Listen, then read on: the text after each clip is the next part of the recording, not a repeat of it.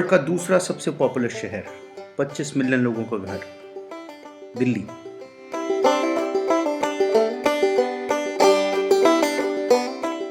दरिया, बादल या बादशाह, इन तीनों में से कोई एक भी मौजूद हो तो शहर बस जाता है, और दिल्ली के पास ये तीनों ही मौजूद हैं। 6 मिलियन BC से दिल्ली कंटिन्यूअसली इनहैबिटेड है। सदियों से लोग दिल्ली चलो के नारे लगाते हैं। ब्रिटिश, मुगल, अलक्षेंद्र अपनी अपनी सेनाएं लेकर आए थे। आम इंसान अपने सपने, अपनी आकांक्षाएं लेकर आता है। यूं तो दिल्ली बहुत चीजों के लिए मशहूर है, मगर सबसे महत्वपूर्ण है seat of power, seat of Indian government. Indian government यहीं से हुकूमत करती है। जिसकी दिल्ली उसका देश।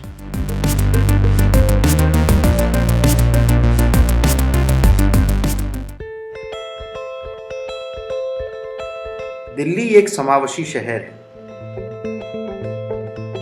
उसके विशाल दरवाजे चारों ओर से सबका स्वागत करते हैं। साफ सुथरी, चमकती हुई नई दिल्ली,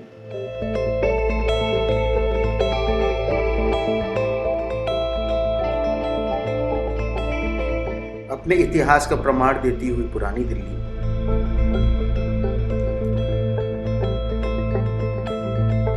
इंसानों के साथ कोएग्जिस्ट करते हुए जानवर, स्ट्रीट फूड जो कि आपको कहीं और देखने को नहीं मिलेगा,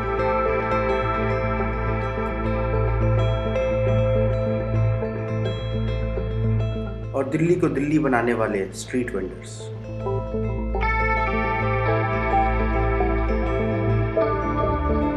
अब दिल्ली फिर से एक और करवट बदलेगी। अमेरिका के चित्र में स्वयं को खोजेगी, उठा फेंकेगी यहाँ की गंदगी, सड़क पे लगी हुई दुकानें और उस पे निर्भर लोग, जनता के प्रधान सेवक के स्वप्न को भोगेगी।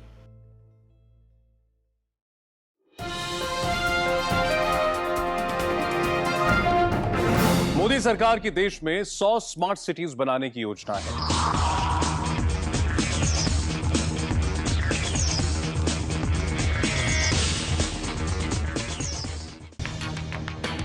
प्रधानमंत्री मोदी बांटेंगे गिफ्ट। आपके मन में सवाल होगा कि स्मार्ट सिटी कैसी होगी? स्मार्ट सिटी बनने की कड़ी में दिल्ली में डिज्नीलैंड की तर्ज पर पार्क बनेगा। आखिर कैसे होती हैं स्मार्ट सिटीज और क्यों मोदी ने देखा है देश के लिए स्मार्ट सिटी का ये स्मार्ट ड्रीम? कुछ इस तरह की होंगी देश में बनने वाली 100 स्मार्ट सिटीज। चमचमाते हुए शॉपिंग मॉल्स और मल्टीप्लेक्स होंगे।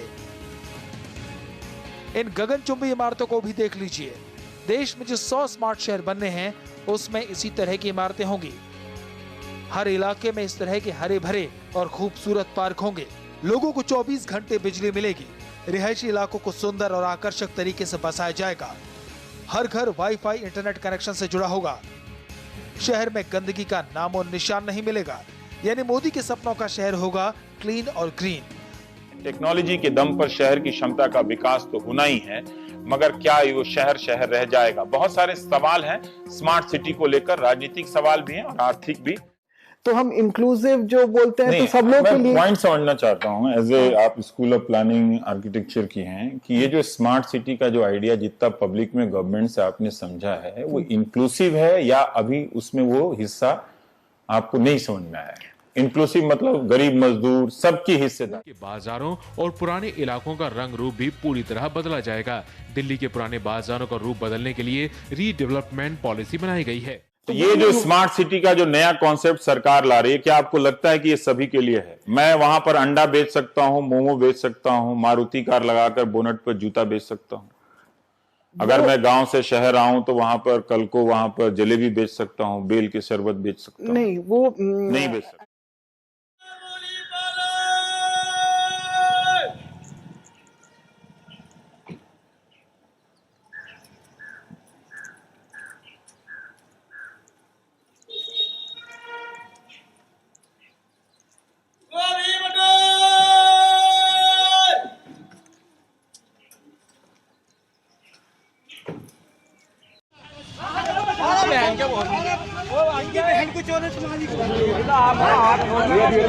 छोड़ूंगा क्या?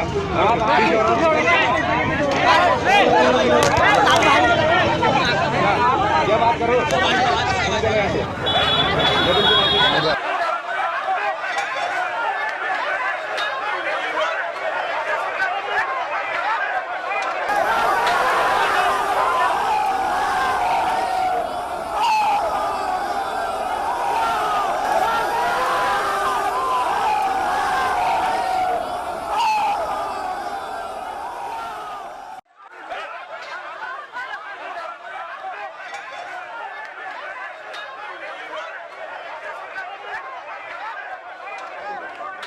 अपना नाम बता दें। मथुरा बाई। मेरा नाम दीपक कुमार है और मैं यहाँ पर रेडीमेड का काम करता हूँ, कपड़े लगाता हूँ फुटपाथ पर, जनपद लैंड मार्केट में। मेरा नाम कमला है। पूरा नाम आदमी का नाम लिखा मंजीलाल, गुजराती हम लोग हैं। कमला मंजीलाल। मेरा नाम मधु देवी, मैं यहाँ पटरी लगाती हूँ जनपद मार्केट बैंक ऑफ बड़ौदा कोने पे। 80% विकलांग हूँ। मेरा नाम रेशमा खातून है और मेरे शौहर के ख़त्म होने के बाद मेरे शौहर की डेथ हो गई। 5 बच्चे हैं मेरे। फर्स्ट टाइम रिक्वेस्ट होती है, लेकिन सेकंड टाइम में उनकी फोर्स के साथ में जब वो आते हैं तो हम लोगों को हटा दिया जाता है, हमारा माल उठा लिया जाता है, जब्त कर लिया जाता है। हाँ जी, वो पूरी फोर्स लेके आते हैं। सारे एरिया इंस्पेक्टर होते हैं, होकर होते हैं और आने के बाद में वो सारा माल उठा लेते हैं। 6-7 गाड़ियाँ आती है, कम से कम 50-50 लोग आते हैं सर। सुप्रीम कोर्ट को मानते हैं ना, तो वो हाई कोर्ट को मानते हैं, किसी को नहीं मानते हैं सर। वो तो हाथ भी उठाते हैं हम लोगों को।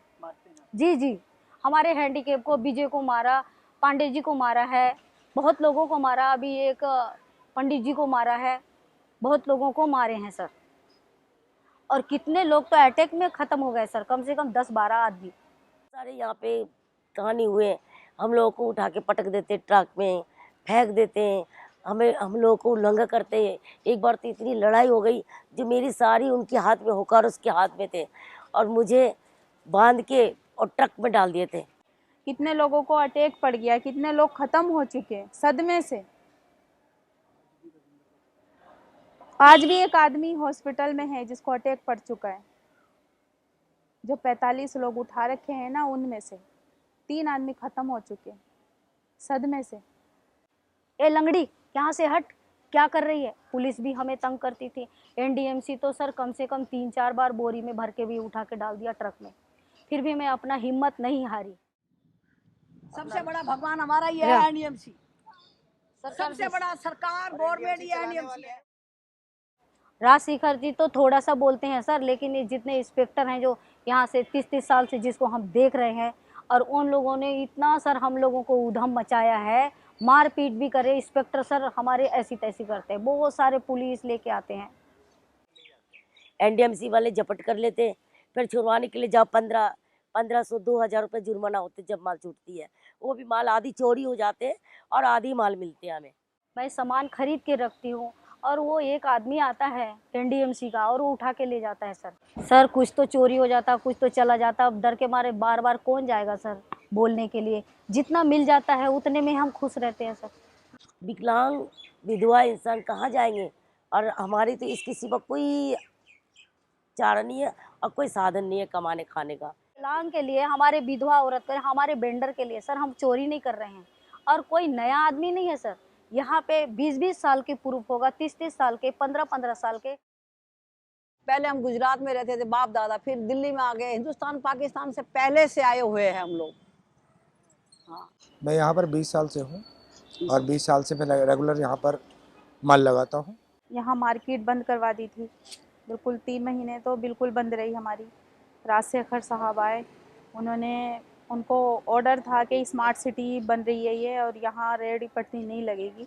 जो हमारे इन्फोर्समेंट के डायरेक्टर साहब हैं, उन लोगों के आदेश पर हम लोगों ने इंस्पेक्टर को जो आए थे उन्होंने हमको हटाए हुए 1 से 1.5 महीना हो गया है, लेकिन हमारी कहीं भी सुनवाई नहीं होती और हम लोगों को स्मार्ट सिटी के नाम पर हटा दिया गया है। अभी 2016 में 17 तारीख में ये रातों रात ये खंभा गड़ा गया हुआ है, यहाँ से लेके वहाँ तक। हमारे राजशेखर जी बोलते हैं ये फुटपाथ है, ये अनधिकृत जगह है, यहाँ पे नहीं लगाने देंगे। भाग दौड़ में हम पल्लियाँ लगा के किसी तरह से, तो बच्चे तो पालने ही हैं और बच्चों को तो भूखा मार नहीं सकता। अब एक औरत जात कहाँ जाएगी। मेरे हस्बैंड भी विकलांग थे, वो भी दुकानें लगाते थे यहाँ पे। नॉन वेंडिंग जोन भी बोलते हैं, लेकिन वहाँ नॉन वेंडिंग जोन नहीं है, जबकि वो जनपद लैंड में आता है। तो इससे हमें काफ़ी परेशानी पैदा हुई है और हम लोग यहाँ जनपद पे इतने दिनों से लगाते हैं, जब से कोई अभी तक परेशानी नहीं आई जो अब आ रही है हम लोगों को।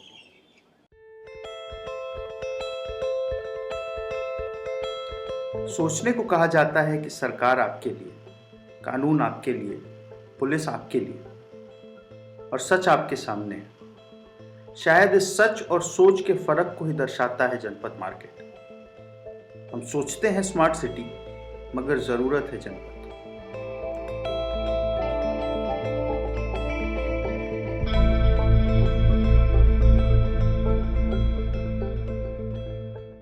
हम लोग सस्ता सामान मुहैया कराते हैं, क्योंकि शोरूम में, दुकानों में जब भी आप जाएंगे तो उसमें काफ़ी महंगा सामान खरीदता है। जो 250 की चीज़ है वहाँ 550 की चीज़ हो जाती है, लेकिन हम उसी चीज़ को यहाँ पे सेल के तौर पर लगाते हैं। वो लेडीज आती है, वो मेरी बहन है, मेरी बेटी है, मेरी माँ के बराबर में आती है, बूढ़ी बूढ़ी औरतें आती है, इतने अच्छे बड़े बड़े करोड़ोपति घर के आते हैं, तो हमारे से कोई भले हमारी इतने सी चीज़ लेके जाते हैं। हम जो शर्ट बेचते 150 रुपये, शोरूम वाले बेचते 500 रुपया, 1500 रुपये की एक। बहुत अच्छे है, बहुत पब्लिक आती है हमारे पास में, ऐसी बात नहीं है, क्योंकि हम बहुत पुराने लगा रहे हैं, तो उन लोगों को पता है कि सस्ता सामान यही मिलता है जनपद पे। आप रिलायंस वाले को बोलिए 2 किलो सब्जी दे दो, थोड़ा मिर्ची डाल के दे दो, थोड़ा धनिया दे दो, वो लोग कोई नहीं देगा। लेकिन हमारे वेंडर जो गरीब है सर, वो डालते हैं सर। मिर्ची भी मांगो आप, वो दे देंगे, धनिया भी आप बोलो तो वो दे देंगे सर।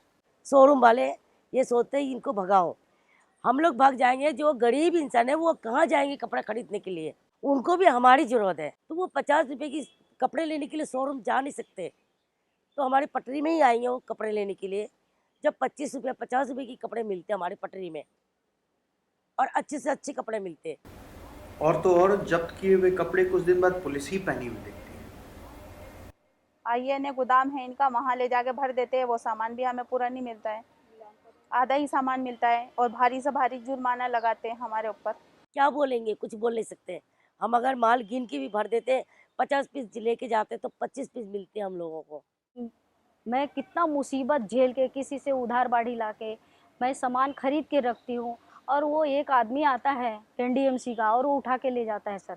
क्या करते, सहने पड़ते, फिर पैसा हम फ्रेंड उस पे ब्याज पे ले लेते। कोई किसी को पैसा दे देता नहीं आज तक, ब्याज पे पैसे लगा के लाते हैं, फिर भी वो माल उठ जाएगा हमारा, तो हम कहाँ जाएंगे, फिर से तो हमें कोई पैसा देगा नहीं। बहुत घाटा होते हैं। एक तो हम ब्याज पे पैसे लेते हैं, माल लेके आते हैं, बहुत दूर दूर से माल लेके आते हैं, ठीक है, माल ला के यहाँ बेचते हैं, फिर इतना ऊपर से ये एनडीएमसी वाले ला आके माल जपट करके ले जाते हैं। एप्लीकेशन देते हैं हम लोग, लेकिन हमारी एप्लीकेशन नहीं मानी जाती।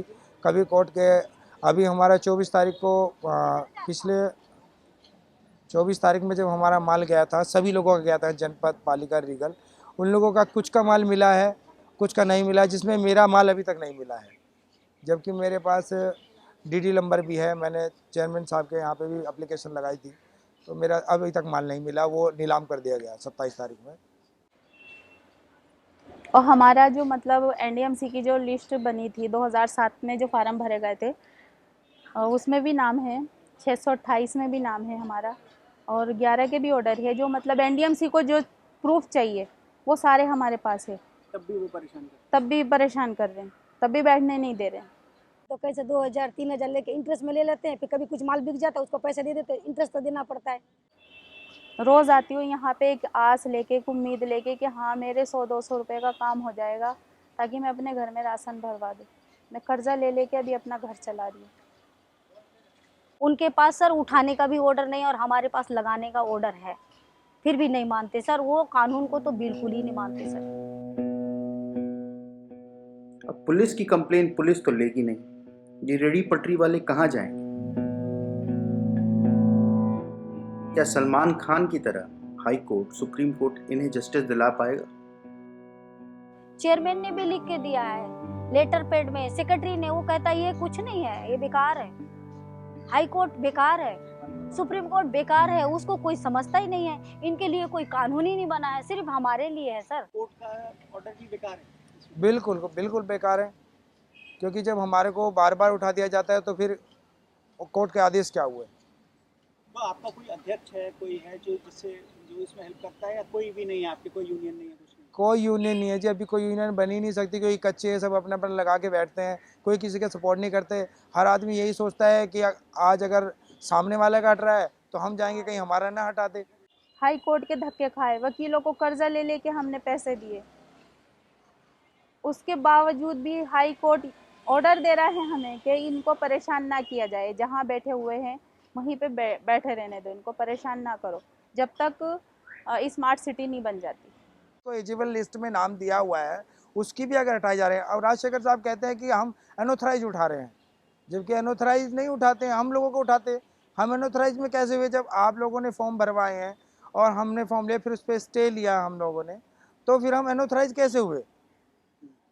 हम लोग थाने में भी गए, थाने तक पहुँचे, थाने में भी ये लिखा गया कि हम अनऑथराइज को उठा रहे हैं, लेकिन हम अनऑथराइज कैसे जब आपकी लिस्ट में है? हम कुछ ही नहीं मानते, कहते हम नहीं मानेंगे इन चीज़ों को, कोर्ट को नहीं मानते, कोर्ट को उल्लंघन करते हैं।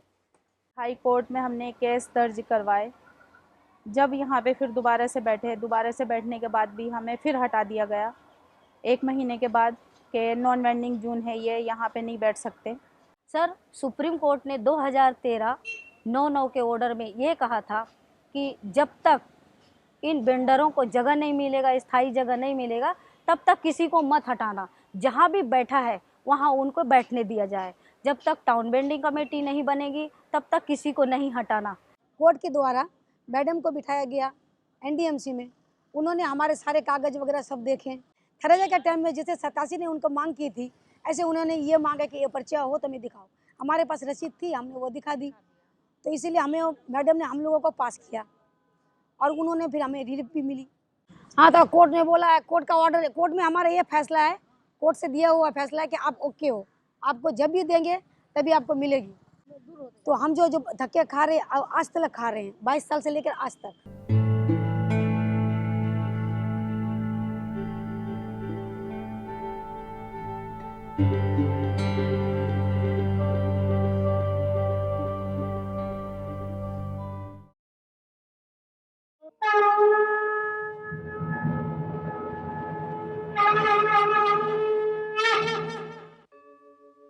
यदा यदा हि धर्मस्य ग्लानिर्भवति भारत अभ्युत्थानम् अधर्मस्य तदात्मानं सृजाम्यहम्। हाँ पार्थ, मैं प्रकट होता हूँ, मैं आता हूँ। जब जब धर्म की हानि होती है तब तब मैं आता हूँ, जब जब अधर्म बढ़ता है तब तब मैं आता हूँ। सज्जन लोगों की रक्षा के लिए मैं आता हूँ, दुष्टों का विनाश करने के लिए मैं आता हूँ, धर्म की स्थापना के लिए मैं आता हूँ और युग युग में जन्म लेता हूँ। जब सवाल जीवन मरण का हो तो दिल्ली भगवान का इंतजार नहीं करता, सीधे टोली बनाओ और पहुंचो जंतर में, और जहां जनता वहां नेता भी पहुंच ही जाते हैं। कि सितंबर 2013 में सुप्रीम कोर्ट का ऑर्डर आया है कि पूरी दिल्ली के अंदर रेहड़ी पटरी वालों के लिए अलग से मार्केट बनाई जाए, और जब तक वेंडिंग जोन बनाए जाएं, और जब तक ये नहीं बनाए जाते तब तक किसी को हटाया नहीं जाना चाहिए, ये सुप्रीम कोर्ट ने बोला है। हाँ, सुनाई नहीं। तो ये सरकार चाहती है जो तुम रोड पर आओ, नंगा हो, हमारी गाली गलौज करो, तभी हम सुनेंगे। हम तो मजदूर आदमी हैं, हम तो गाली गलौज नहीं कर सकते, ना हमारी बदतमीजी कर सकते, लेकिन हमारी कोई मजबूरी कर। दिल्ली सरकार हाय हाय, दिल्ली सरकार हाय हाय, दिल्ली सरकार हाय हाय, दिल्ली सरकार हाय हाय। और ये प्रोटेस्ट चल रहा है, आइए इनसे जानते हैं कि आखिर कोर्ट के स्टे के बावजूद आखिर ये जो मसला है वो क्या है। हम कोर्ट का सम्मान करते हैं और यही हमारा कहना है कि रेहड़ी पटरी खोमचे वाले जो 40-40 साल से बैठे हैं और उनके पास कोर्ट का स्टे भी है, उस सब के बावजूद इन लोगों को केजरीवाल का एजेंट के रूप में जो राजाशेखर एनडीएमसी का इन्फोर्समेंट डायरेक्टर, वो इन सबको हटाकर नए लोगों को बैठा रहा है, उनसे 2-3 लाख से 5 लाख रुपए रिश्वत ली जा रही है। इस देश के गरीब को विकास का लाभ कैसे पहुंचे, गरीबों की जिंदगी में बदलाव कैसे आए, उस दिशा में एक निरंतर प्रयास।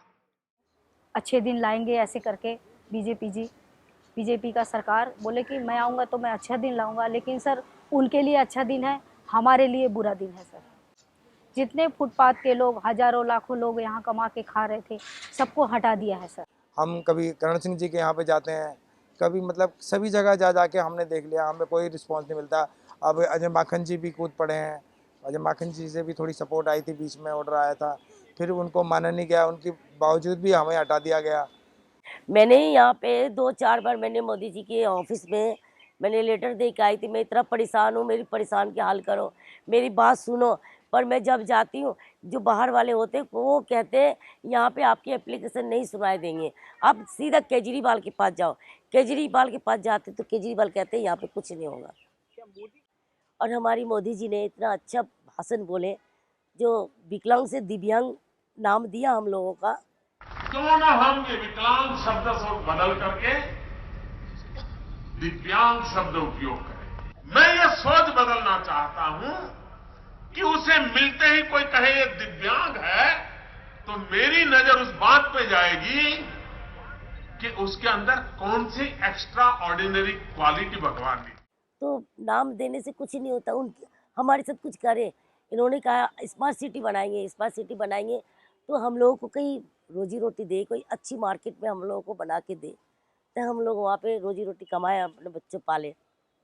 जब केजरीवाल जी यहाँ पे नए नए आए हुए थे, जो इन्होंने गोल मार्केट में सबसे पहले मीटिंग किए हुए थे, तो उस टाइम पे मैंने 19,500 रुपये उनको डोनेशन दिए थे केजरीवाल जी को। तो केजरीवाल जी ने भाषण में बोले जी ये 19,500 नहीं है, ये 19 करोड़ रुपया है मेरे लिए, और इसी 19 करोड़ रुपया से मैं पब्लिक के साथ, देश के साथ लड़ूंगा। अब उन्होंने क्या किया, गरीबों की पेट में लात मार रहे, हम लोगों की सुनाई नहीं होते। हम वहाँ जब जाते तो कहते हैं हमारी मिलने के टाइम नहीं है, मिलने के वक्त नहीं है, अभी हम नहीं मिल सकते। सर ये जितना भी कोई भी होता, सारे नेता चोर है सर। कोई भी नेता बनता है, हम लोगों को सर उल्लू बनाते हैं, सर तुम्हारे लिए ये कर देंगे, तुम्हारे लिए वो कर देंगे। जब वोट आते तो कोई ना कोई नेता आ ही जाते, हाथ जोड़ते, हमें दो हमें दो हमें दो, पर बाद में क्या करते उन लोग, कोई किसी का काम नहीं करते, कुछ भी नहीं करते उन लोग। जब कुर्सी मिल जाती तो कौन हो, मिलने जाओ तो बोलते हम अभी टाइम नहीं है हमारे पास। मुख्यमंत्री नहीं बना, आप मुख्यमंत्री बने हो, और अगर किसी भी रेहड़ी पटरी वाले के ऊपर अत्याचार होता है तो लानत है मेरे मुख्यमंत्री बनने के ऊपर, कोई जरूरत नहीं है मेरे मुख्यमंत्री बनने। उसके जैसा लालची इंसान कोई है सर? मैं केजरीवाल जी के यहाँ गई थी, उन्होंने कहा गोपाल मोहन उनका जो पीए है, उनको बोला कि जाओ चेयरमैन के पास, डायरेक्टर के पास, कोई भी मिले और ये जितने पटरी वाले हैं उनको आप लोग बिठा दो, कोई भी कमेटी वाले उनको परेशान ना करे, ऐसे करके उनको बोला केजरीवाल जी ने कहा सर। उसके बाद में गोपाल मोहन यहाँ आए और सर उल्टा धमकी देके चले गए। हम केजरीवाल जी के पास सारे विकलांग विधवा जितनी थी सब, हम वहाँ पे बार बार हम लोग पूरा दिन बैठे जाके, हमारे लिए कुछ नहीं हुआ, कुछ भी नहीं हुआ। जैसे हम मीनाक्षी लेखी के पास 2-3 बार गए, मेरा 3 लाख का माल चला गया था, तो रातों रात मेरे माल भी छुड़वाया दूसरे दिन, और 3-4 आदमी को मीनाक्षी लेखी जी भेजे थे। खुद माल बेचते हम, और खुद माल बेचते, खुद शाम को अपनी दुकानें बढ़ाते, खुद अपनी ठेली में सामान डालते। जब यहाँ से हम घर जाते 10 बज जाते यहाँ से जाते जाते, और एक पाँव से 7-7 8-8 घंटे खड़े होकर काम करते हम। तो मोदी जी को देखते नहीं है क्या, शर्म नहीं आते उनको? जो हैंडीकैप विकलांग लोग ऐसे काम इतना मेहनत कर रहे थे, इनकी साथ देना चाहिए। उन्होंने अच्छा नाम रखा है हम लोगों का, जो दिव्यांग है, जो अच्छा है दिव्यांग है, विकलांग से दिव्यांग बना दिया हम लोगों को। वो भी नहीं और हार जाओ, वो भी नहीं और हार जाओ, वो भी नहीं और हार जाओ, तुम एक गोरख धंधा हो, तुम एक गोरख धंधा हो, तुम एक गोरख धंधा हो, तुम एक गोरख धंधा हो।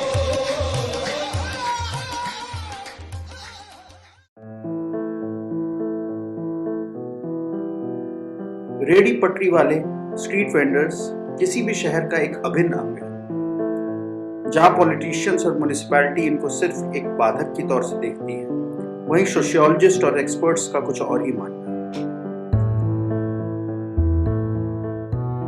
90% of the workforce in India is in the so-called informal sector.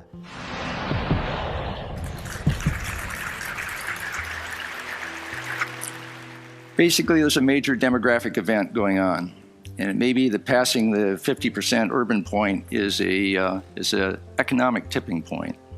So the world now is a map of connectivity. The aggregate numbers are overwhelming. So what's really going on? Well, villages of the world are emptying out. People go to places like Shanghai, but most go to the squatter cities, where aesthetics rule.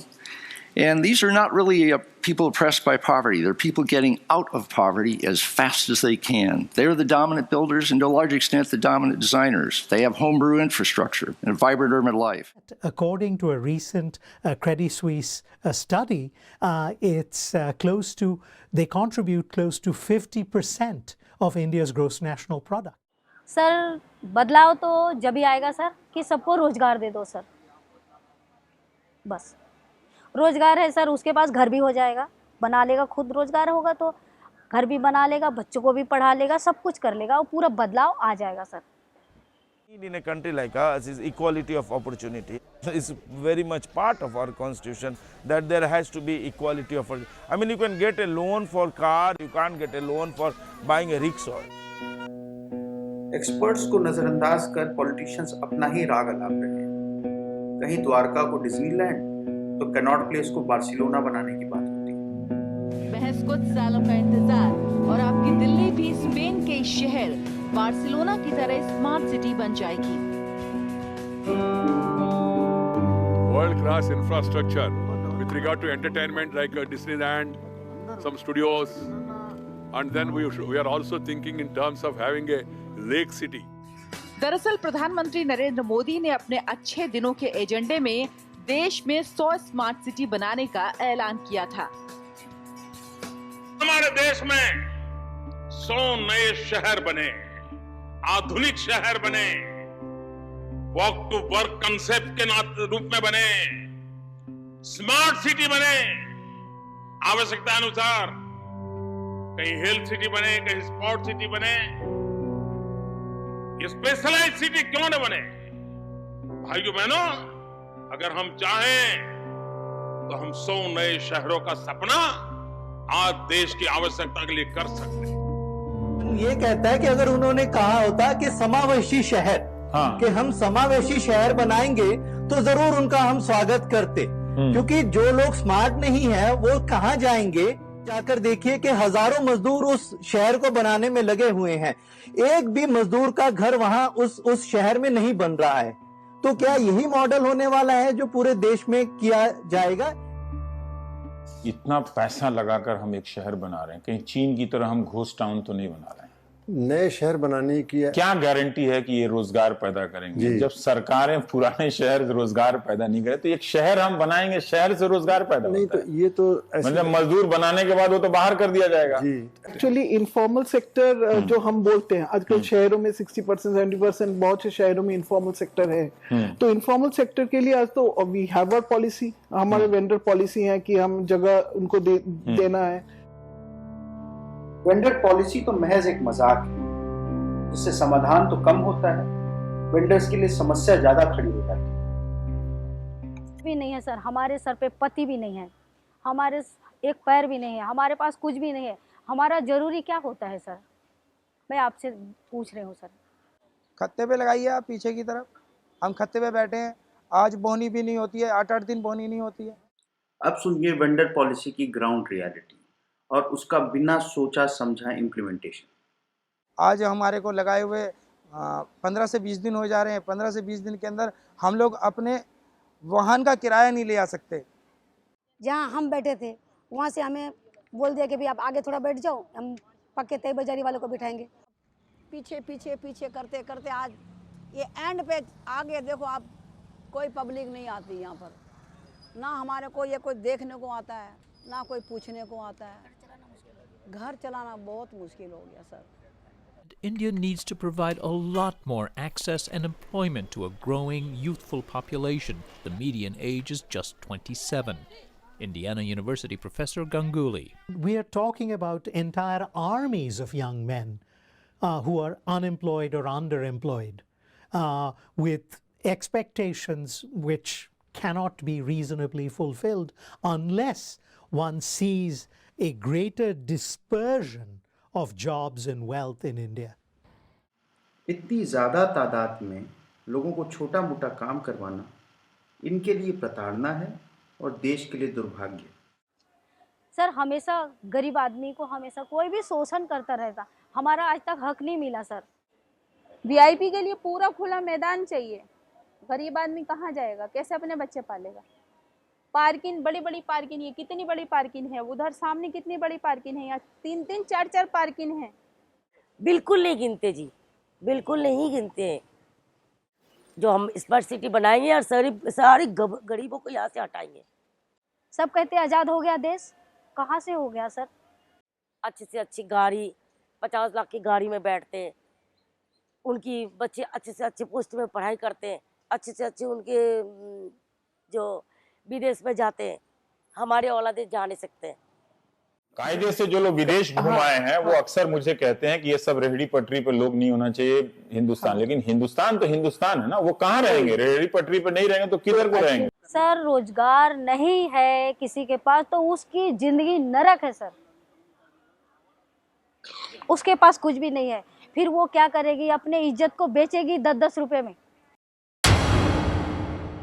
रोटी के लिए अपने बाल बच्चे का भूख नहीं देख पाएगी वो, उसकी माँ सोचेगी मैं करूँ तो क्या करूँ, तो लास्ट में ऐसा भी कर सकती है सर। अब हमारे बच्चे भी अनपढ़ जाहिल रह जाएंगे तो हमारे बच्चे भी नहीं जी पाएंगे। हम तो अपनी जिंदगी बदतर से बदतर काट रहे हैं। हम अपने बच्चों का भविष्य आगे अच्छा नहीं देख रहे कि हमारे बच्चों का भविष्य बन सकता है। जब हमारा रोजगार ही नहीं रहेगा, हम अनपढ़ जाहिल हो के हमें कहीं नौकरी नहीं मिल रही, हमारे बच्चों को क्या नौकरी मिलेगी जब हम अपने बच्चों को पढ़ाएंगे नहीं? तो वहाँ से प्रदेश में क्यों आते कमाने के लिए कि 2 पैसे कमा के हम अपने बच्चों को भी अच्छा बनाएंगे, हम अच्छा बनाएंगे, लेकिन हम यहाँ पर भी कुछ नहीं कर सकते। इसलिए हमारी जैसी आत्मा अंदर से घूरती है, जैसे हमारे बच्चों की भी घूरती है। मेरा रोजगार हट जाएगा तो मेरे बच्चे तो बेकार हो जाएंगे ना सर। आज लोग अंग्रेजी बोलते हैं, बच्चे अच्छे कपड़े पहनते हैं, बच्चे देख देख के इनको बच्चों को देख देख हमारे बच्चे भी अंदर से कुछ नहीं होता क्या? बच्चों को घुटन नहीं होती है, महसूस नहीं होता उनको? हमारे घर बार इतने बड़े नहीं है तो हम लोगों को घुटन नहीं होती है। कोई भी पटरी वाले सभी सपना देखते जो हमारी औलादे अच्छे पोस्ट में हो और अच्छा हमारे पास अच्छा गाड़ी हो, बंगला हो, घर हो, द्वार हो, सब चाहते हैं ऐसे। हम कॉलेज में पढ़ाएं, अच्छे उसमें पढ़ाएं, लेकिन जब पैसा ही नहीं होगा तो पढ़ाएंगे किस में? ऊंचे वाले जो है ना वो सोचता है जो विकलांग जो है कीड़े मकोड़े हैं, हम लोगों को बच्चों को आगे बढ़ने नहीं देंगे, ना ही हम लोगों को आगे बढ़ने देंगे। कोठी में कौन काम करने जाता है सर? बड़े बड़े आदमी तो बर्तन नहीं धोते हैं, बेंडर लोग धोते हैं ना सर। अगर हमारे इस इंडिया में बेंडर भी नहीं होगा तो उनका भी गुजारा नहीं होगा सर। लेकिन हमारे बारे में हमारे गरीबों को हमेशा ये लोग ना हमेशा गरीबी ही रखना चाहते हैं सर, हम लोगों को आगे नहीं जाने देना चाहते। ये हमेशा सोचते हैं कि हमेशा इनके पास ही झोपड़ा रहे, इनके पास घर ना हो। हाँ, अंबानी बना देंगे और कहाँ मोदी जी बन पाएंगे? हमारे बच्चे नहीं बन पाएंगे। बाथरूम होते सराते फिर भी बाथरूम बनाया जा रहा है, पार्किंग होते सराते फिर भी पार्किंग बनाई जा रही है। कहाँ से भरने देंगे? हमें कमाने नहीं देते, रेडी पटरी लगाने नहीं दे रहे, तो कहाँ से हम अपने बच्चे पढ़ाएंगे, कहाँ से हम अपने बच्चों को आगे बढ़ाएंगे? जिस परिस्थिति ये चल रहे हमारे साथ, तो हम तो सोचेंगे हमारे साथ पता नहीं क्या हो जाएंगे। अब देखिए, पटरी छाप वाला जो आदमी है वो इस तरह की बातें सोचते हुए भी घबराता है, क्योंकि पटरी छाप वाला आदमी तो ये जरूर सोचता है कि पटरी पे ना आए, लेकिन कामयाब नहीं हो सकता वो। हम लोगों को पता है कि हम कितनी परेशानियां झेल लें, यह गरीब के दिल से पूछो। अमीर के लिए, अमीर तो कार में चल रहे हैं, अमीर तो अच्छे टेबल पे खाना खा रहे हैं, हम लोगों को तो बिस्तर भी नसीब नहीं होता ज़मीन में। पेट में एक टाइम खाना मिल गया, दूसरे टाइम के लिए सोचते हैं कि कैसे अपने बच्चों को रोटी दें। बताए कैसे हम अपने बच्चे पालें? हमारी परेशानियां नहीं दिख रही है सरकार को? 3 महीने के बाद मिलती है, 1 महीने का वैसे 1000 रुपया जैसे हो गया, उससे हम क्या कर सकते हैं आप बताओ? उसमें हम बिजली का बिल भरेंगे, पानी का बिल भरेंगे। आपको पता है बिजली का बिल, पानी का बिल? मैं यकीन से कहती हूँ मैं वो बिजली कैसे इस्तेमाल करती हूँ, पानी कैसे इस्तेमाल करूँ, मेरा मन ही जानता है। यहाँ सुबह से शाम तक बुनी नहीं होती, आती और मैं भी चली जाती हूँ। बताओ किसी से मैं कर्जा ले लेके कब तक अपने बच्चों का पालन पोषण करूँगी, और मुझे कब तक कोई कर्जा देगा? ये अपनी रोज़मर्रा ज़रूरतों के लिए तिल तिल तरस रहे हैं और इसका सीधा असर होगा सत्ता पर। अगली सत्ता उसी की होगी जो इनकी सुनेगा, इनकी मांग पूरी करेगा। लोग बोलते हैं कि ये बड़े बड़े लोगों का सरकार है, गरीब आदमी का सरकार नहीं है। तो पहले तो हमने सुना था सर, अभी तो हम देख भी रहे हैं सर, यही सच्चाई लग रहा है। मोदी जी कहते थे कि अच्छे दिन आएंगे, हमें नहीं लगता है कि हमारे लिए कुछ बदलाव हो रहा है, क्योंकि कांग्रेस थी तो हम लोग इतने परेशान नहीं थे, हमारी रोजी रोटी चल रही थी। यानी कि गरीब इंसान जी रहा था, खा रहा था, जी रहा था। जो भी है, जैसे मोदी जी हैं, अब ये अच्छे हैं बुरा है वो हम नहीं बता सकते सर उनके बारे में, ये तो आने वाले टाइम बताएगा ना सर, जब वोट होगा वही बताएगा। अच्छे होंगे तो रहेंगे और अच्छे नहीं हो रहे तो चले जाएंगे। वोट देते, हर साल वोट देते। केजरीवाल जी को दिए थे, उन पे मोदी जी को दिए थे हमने। हम जिसमें डालते ना वोट के डालो, हम तुमको जिता देंगे, हम भागते उनके पीछे, हम भागते नंगे पाँव, चप्पल भी नहीं पहनते, चलो वोट डालो जीत जाएगा, हमारा काम हो जाएगा, हम लोग भाग जाते हैं। लेकिन कभी विश्वास मत तोड़ो, हम तो यही कहते बाबू। ने ये बड़े बड़े हवाई जहाज में चलने वाले वोट देने कोई नहीं आता, गरीब आदमी क्रीम पाउडर लगा के खुशी के मारे जाता है सर वोट देने के लिए। और हमारे जी सर मैंने गलती से बीजेपी को दे दिया सर। तो मेरी मोदी जी से भी यही रिक्वेस्ट रहेगी, स्मार्ट सिटी बना रहे लेकिन हमारे साथ, हमारे बगैर नहीं। जब हम ही मरने लगेंगे, हमारे ही बच्चे भूखे मरेंगे, तो कैसे स्मार्ट सिटी बन सकती है? अमीरों के लिए तो हर चीज़ की वो हो रही है कि यहाँ पे वीआईपी आते हैं, उनको बाथरूम में जाने के लिए कोई परेशानी ना हो, पूरा मैदान उनको साफ चाहिए, और गरीबों के लिए कुछ नहीं। गरीब कहाँ जाएंगे बताओ? गरीब भूखा मर रहा है, गरीबों को नहीं देखा जा रहा है। पहले अमीर की फिक्र हो रही है, अमीर की गाड़ियों के लिए जगह निकल रही है, अमीर के बाथरूम जाने के लिए जगह निकल रही है, और गरीब को रोजी रोटी के लिए जगह नहीं निकल रही है, उसको खाने कमाने नहीं दिया जा रहा है। ये कैसी सरकार है? हमने नहीं लेना था, लेकिन हमको सीरियल नंबर से दे दो, बस सीरियल नंबर से दे दो, बस जनवीय हो दे इससे दो हम बस। क्या पता, भगवान करे, हम तो किसी को वोट डालने के लिए तैयार है। कोई भी बोले, हम तो भगवान वही हमारा है। आज हमारा बच्चों को रोटी मिलना चाहिए कोई भी तरीके से, क्योंकि कांग्रेस के राज में इतना बड़े बड़े बिल्डिंगें थी, सब अच्छा था, और उन्होंने सब गरीबों को किसी को तंग नहीं किया, तो हम तो कहेंगे सर वो ठीक था। ज्यादा अच्छा था जी। इतनी बड़ी बड़ी गाय बना बना के हम लोग ले जाते थे, शीशे की कढ़ाई वाला नाम ये कपड़ा है ना, पूरा सजा सजा के गाय, एक गाय और एक बछड़ा। इंदिरा गांधी जी बहुत अच्छी तरह खुशी से हम लोगों को बहुत आश्वासन देती थी, अच्छा कुछ किया, वोट डाले हमने, लेकिन कुछ नहीं करा हमारे लिए, कुछ नहीं करा। विश्वास बहुत बड़ा था, कुछ नहीं करा। हमारे लिए सोचते ही नहीं है, हमारे लिए अगर सोचते, हम 10 महीने से परेशान हैं। तो क्या होगा फिर? तो वो हमारी मौत के सिवा कुछ नहीं है, मर ही सकते फिर, और ये जिम्मेवार होंगी सरकार। बिल्कुल। हम भारत माता की जय जयकार करते हैं, मगर कौन है ये भारत? ये अवाम, ये जनमानस ही तो है भारत माता। ये असहाय रेहड़ी पटरी वाले 90% भारतवासी, और ये 90% भारतवासी कुछ कह रहे हैं। मोदी सरकार आई है, हम गरीबों को ना उजाड़े। कि हम भारत माता से और नरेंद्र मोदी से ये आराधना करते कि हमारी रोजी रोटी के लिए मोदी जी कृपा करके हमारी गरीब की रोटी मत छीनो। अपने आप को हमारी जगह रख के सोचें कि हम कितने दुखी हैं। मेरे पास खाली एक ही प्रार्थना है कि हम लोग जो बैठे हैं हमारे पुराने हैं, कागज भी देख लो, अगर हमारा हक बनता है साहब तो हमें हमारा हक खाली दे दो बस। कि कभी गरीब का सुना करो, कोई भी गवर्नमेंट सरकार हमारी सुनो और हमें भी कोई थोड़ी सी जगह दे दो जो हमारी अपनी बुढ़े की भी रोजी रोटी तो कमा सके कम से कम। नहीं तो सिवाय मरने के अलावा हमारे पास और कोई चारा नहीं है।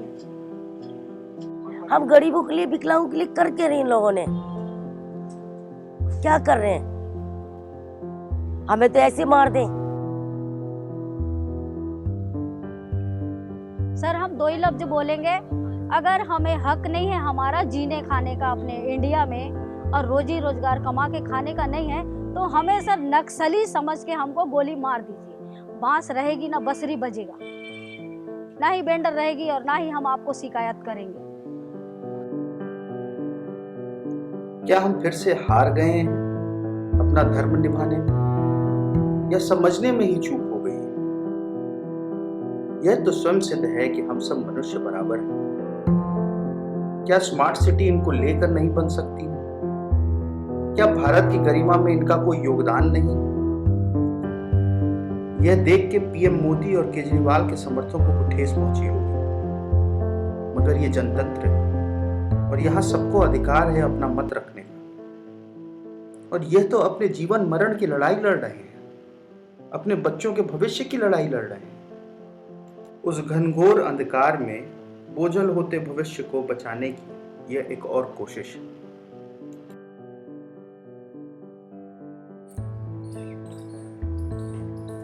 नरेंद्र मोदी जी, जय हिंद जय भारत। नमस्कार से जादू झारू प्रणाम तमने नरेंद्र मोदी जी। हमारी विनती कबूल करो और हमारी विनती सांभळो। हमें गरीब गुजराती माणस सही, તમારા अपना सही અને તમે અમારા છો। आज તમારા સામે હું થોડી સી ગરીબની વિનતી કબૂલ કરો અને વિનતી સાંભળજો। અમે ઘણા વર્ષથી અમે દિલ્હીમાં રહેવાસી છે, શહેર ગુજરાતના, પાકા ગુજરાતના છે સર, પણ ઘણા વર્ષથી અમે દિલ્હીના અંદર રહેવાસી। મારા મા બાપ, મારા ભાઈ કટમ, મારા કુટુંબા ગુજરાતનું સૌરાષ્ટ્રનું ગરીબ જનતા એક રોટી મજૂરી કરવા હાટે દેશ મેકીન પરદેશમાં અમે આવ્યા છે। તો દેશ મેકીન પરદેશમાં આવવામાં કોઈ ગુનો નથી સર। કમાઈ કરવા, રોજી રોટી કમાવા ગુજરાતમાં તો અમારા પાસે કંઈ નથી। એક નાના નાના ઘર છે, સાપરા છે, નળિયાના ઘર, ઘણા ઘણા વગરના માણસ ગભરી જાય। દિવસ દિવસ બદલતો જાય છે નરેન્દ્ર મોદીજી। તો આજ અમે આ પરદેશમાં આવીને અમારા બાપ દાદાને ઘણા વર્ષ થઈ ગયા અને ઘણા વર્ષથી સર અમે અહીંયા કણે રોજી રોટી કમાવા લાગ્યા, હિન્દી બોલવા લાગ્યા। ગુજરાત માણસને હિન્દી નહોતું આવડતું પહેલા કોઈ, કે હિન્દી શું કહેવાય। હિન્દુસ્તાનમાં રહીને કરીને હિન્દી જોવું જરૂરી હતું, મારા બાપ દાદાએ કીધું છે। તો અમે આ દિલ્હી દુનિયામાં રખડતા રખડતા કરીને દિલ્હી શહેરમાં અમે રહેવા આવ્યા હતા। નાના નાના ઘર હતા, ભાડે રહેવા આવ્યા હતા સર। તો રોજી રોટી કમાતા કમાતા આજ અમે નઈ દિલ્હીમાં જૂના સાલથી ઘણા વર્ષથી અમે રહી છીએ। આ નબી કરી અને આ પાળગંજના વાંહે સદર થાણાના પડખે રહેતા હતા। એટલા વર્ષથી અમે રહેતા રહેતા આજ વ્યાપાર ધંધામાં બિઝનેસમાં અમે થોડા ઉન્નતિમાં આવી ગયા। અને ઉન્નતિમાં આવતા આવતા સર નરેન્દ્ર મોદી સાહેબ અમે આ જનપદ લ્યાનમાં કર્ણાટક એરિયાના અંદર કોદી અંગ્રેજ નતા ભાડ્યા, કોદી મોટા મોટા માણસ નતા ભાડ્યા, પણ અમે જોઈને કે અમને હિન્દી આવડતું, પણ હિન્દીમાં બોલી બિચારા લોક માણસ વાત કરીને અમારો વ્યાપાર ધંધો કરાવતા હતા। અમારો વ્યાપાર હતો ગુજરાતનો, અમારા ચાકડા, તોરણ, ટોડલા અમે બધું હાથનું બનાવેલું આપણું ગુજરાતનું। અમને એમ હતું કે હવે ગુજરાતમાં તો બને છે, પણ અમે પરદેશમાં જઈને આનો સપ્લાય કરી અને આનું કંઈક સારું નિર્માણ કરી તો અમને બે પૈસા કમાવા મળે અને સારા અમને ધ્યાનમાં મળે। તો સર અમે આ ગુજરાતનો માલ લઈને અમે દિલ્હીમાં આવ્યા હતા। પણ આ વ્યાપાર થતો તો માણસ નવા નવા જોવે, કઢાઈ જોવે, આ જોવે, આ જોવે। તો અમારા પાસે કંઈક વ્યાપાર હિન્દુ બી ખરીદે અને બહારના માણસ બી ખરીદે। બહારના માણસ ખરીદતા ખરીદતા આજ અમે આટલા આજ મારી ઉંમર તો થઈ ગઈ 65 60 62 63 63 વર્ષની થઈ ગઈ સર, પણ મારા મા બાપ 80 80 90 વર્ષના થઈને વહી ગયા દુનિયામાં બહાર. સર થોડી એક વિનંતી છે કે અમે આ દિલ્હીમાં જનપદ એરિયામાં બેહી જहाँ हमारी लैंड हारी रहती सर, અમે ગરીબ માણા પટ્ટીમાં બેઠા બેઠા આજ અમારા 30 30 35 વર્ષ થઈ ગયા. 35 વર્ષના સર અમારા પાસે રેકોર્ડ છે, પરચ્યું છે, આના પોલીસના ચલાન છે સર, સબૂત છે થોડા નાના મોટા. પણ હજી આ હાલમાં નવા સીસી લાઈન સર 2011 તરફનો મારો રેકોર્ડ છે, એના પહેલાનો રેકોર્ડ 500 હતો મારો, પણ લેનમાં બેન કરે મેં ગલતી માણા ભૂલ્યા ભટક્યા આવડા નો આવડા અનપढ़ માણા હાસી પરચું મંગાઈને કરી એનડીસી વાળે લઈ લીધી બધી અમારી હાસી પરચું. ઈ ચાણે અમારા પાસે 10 15 બૈરા હતા લેડીઝ. પણ આજ સર અમે આઈને બેઠા છે, આ નવી નવી રસીતું બની, નવી નવી બધું બનતું સર, કૃપા કરો. અને પટડીમાં બેઠા છે અત્યારે અમે નથી છોકરાને અમે નથી ભણાઈ શકતા સર, નથી કોઈ સારી સરકારી કોઈ અમારી નોકરી નથી, સરકારી કોઈ અમારા કોઈ ગવા કોઈ નથી સર. અમે ખાલી એક રસીદું લઈને બેઠા છે એના આજ બધા. બાકી એટલું છે સર, નરેન્દ્ર મોદી સાહેબ રિક્વેસ્ટ છે તમને ગુજરાતી સમાજના અંદર સર, અમે હાલમાં આગળવાળા અમને તો બધી મળી ગઈ સર, નાની મોટી દુકાનની રોજી રોટી હરાઈ ખાઈ છે, પણ અમે આ 10 12 બૈરા માયા બેઠા છે અને આ બોર્ડ માથે બેઠા સર. બહુ દુખી માણસનું કૃપા કરી નરેન્દ્ર મોદી સાહેબ અમને એક પાકી દુકાનનો આશર તો કરી દો હોય તો, નકે પટડી તો કમ સે કમ દો જેને છે અમારી રોજી રોટી હાલે. બસ અમે તો એક રિક્વેસ્ટ માંગી છે તમારા આગળ સર. ધન્યવાદ છે તમને. આજ અમારી ગરીબની જનતા અને આખું ગુજરાતનું જે તમે નામ રોશન કર્યું છે, હિન્દુસ્તાનના અંદર તમારા નામનો ડંકો વાગે, તમારા નામનો ડંકો વાગે છે સર. નરેન્દ્ર મોદી સાહેબ હિન્દુસ્તાનના ઘર ઘરમાં મોદી મોદી મોદી થાય છે, પણ આ ગુજરાતી માણસે રોવરાવશો નહીં, દુઃખી ન કરશો. અમારી રિક્વેસ્ટ છે સર, ખાલી ધન્યવાદ છે તમને. અને એક મારી ગરીબની વિનંતી કબૂલ કરો. અને અમારી દુઆ છે ગુજરાતીની, સૌરાષ્ટ્ર ગુજરાતની, કે તમારા આગળ નવ નોરતાના અંદર અમે દેહ મેકીન અને પરદેમાં આવ્યા છે, પણ આ પટડીના હાટે આજ અમે મારી નવ નોરતામાં અમે ગરબા રમવા બી નથી ગયા. આજ એનું રોવાનું અંદર દિલમાં આવે છે સર. પણ આજ અમારે તમને આગળ પોકાર જરૂર કરીને બોલાવું છું કે અમારી વિનંતી કબૂલ કરો અને અમને પટડીનો ત્યાં દુકાનના હકદાર દો. અમારી રસીદોની ફાઇલું જોઈને અમને હકદાર બનાવો. બસ તમારા આગળ નમસ્કાર છે. જય હિન્દ, જય ભારત.